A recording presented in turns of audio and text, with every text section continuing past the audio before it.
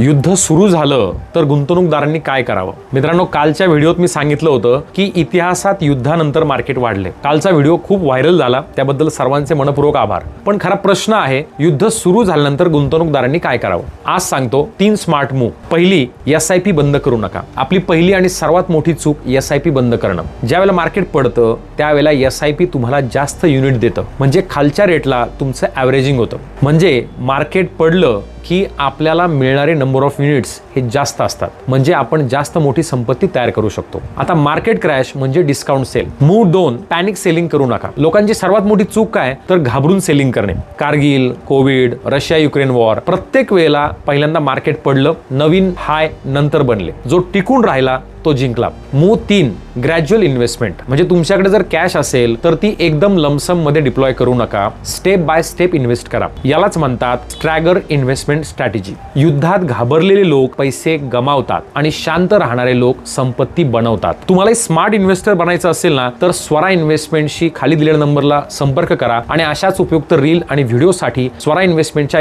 YouTube चॅनलला subscribe करा आणि इंस्टाग्राम आणि फेसबुकवर आम्हाला फॉलो करा. आणि हा रील अशा मित्रांना पाठवा जे युद्धामुळे पॅनिक झालेले आहेत. Have abundant life. Thank you.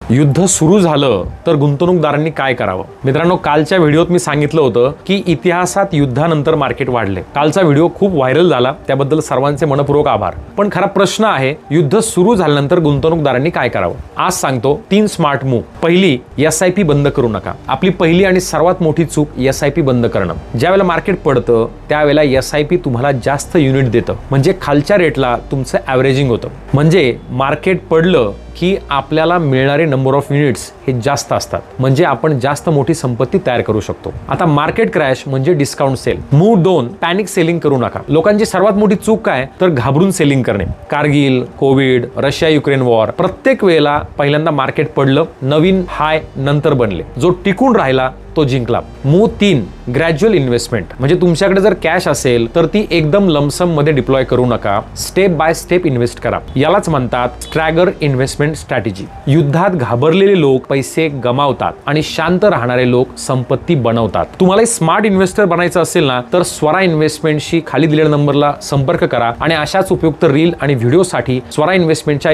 YouTube चॅनलला सबस्क्राईब करा आणि इंस्टाग्राम आणि फेसबुकवर आम्हाला फॉलो करा. आणि हा रील अशा मित्रांना पाठवा जे युद्धामुळे पॅनिक झालेले आहेत. Have abundant life. थँक्यू.